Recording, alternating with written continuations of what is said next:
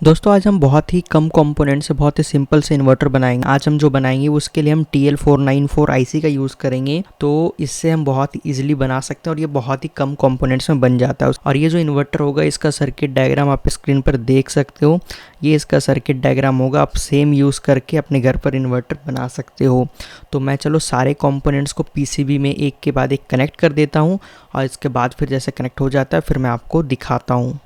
तो यहाँ पे मैंने सारे कंपोनेंट्स को कनेक्ट कर लिया है, बस मॉसफेट कनेक्ट नहीं किया है क्योंकि सबसे पहले हमें यहाँ की फ्रीक्वेंसी को सेट करनी होगी। यहाँ पे मैंने पोटेंशियोमीटर यूज़ किया ताकि मैं अपने हिसाब से फ्रीक्वेंसी को एडजस्ट कर सकूँ। तो फ्रीक्वेंसी को मेज़र करने के लिए मैंने पहले एक फ्रीक्वेंसी मीटर डिवाइस बनाया था। आपने वीडियो नहीं देखा है तो आप जाके देख सकते हो। तो इससे मैं पहले फ्रीक्वेंसी चेक कर लेता हूँ कि ये कितना फ्रीक्वेंसी जनरेट कर रहा है और इसके बाद हम फ्रीक्वेंसी को एडजस्ट करके इसको 50 हर्ट्ज़ पे सेट करेंगे और इसके बाद फिर हम मॉसफेट को कनेक्ट करेंगे। तो यहाँ पर मैंने अपने फ्रीक्वेंसी मीटर को अपनी डिवाइस से कनेक्ट कर दिया। तो सबसे पहले चलो अपने फ्रीक्वेंसी मीटर पे हम पावर देते हैं अपने USB केबल से और इसके बाद फिर हम अपने डिवाइस पे अपना एक 12 वोल्ट का बैटरी कनेक्ट करेंगे और इसके बाद फिर हम मेज़र करते हैं कितने हर्ट्ज़ का सिग्नल जनरेट हो रहा है। तो चलो ये मेरा डिवाइस ऑन हो गया है। अब हम इसमें बैटरी कनेक्ट करते हैं। तो देखो जैसे ही मैंने बैटरी कनेक्ट किया यहाँ पे 39.1 हर्ट्ज़ का सिग्नल जनरेट हो रहा है, लेकिन हमें 50 हर्ट्ज़ का सिग्नल जनरेट करना है तो हम इसको 50 हर्ट्ज़ पे सेट करेंगे। तो यहाँ पर मैं इस पोटेंशियोमीटर के नॉब को घुमाकर इसको 50 हर्ट्ज़ पे सेट कर देता हूँ।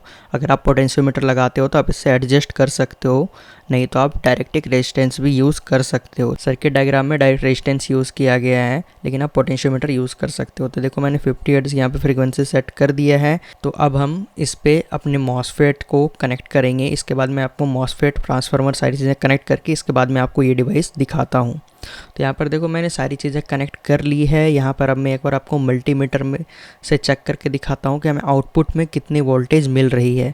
तो मैं सबसे पहले मल्टीमीटर पे ट्रांसफार्मर को कनेक्ट कर लेता हूँ और इसके बाद फिर अपने बैटरी को अपनी डिवाइस से कनेक्ट करता हूँ और फिर देखते हैं कि हमारे आउटपुट में कितने वोल्टेज जनरेट हो रहे हैं। तो मैं इस पर अपना 12 वोल्ट का जो बैटरी है उसको कनेक्ट करता हूँ।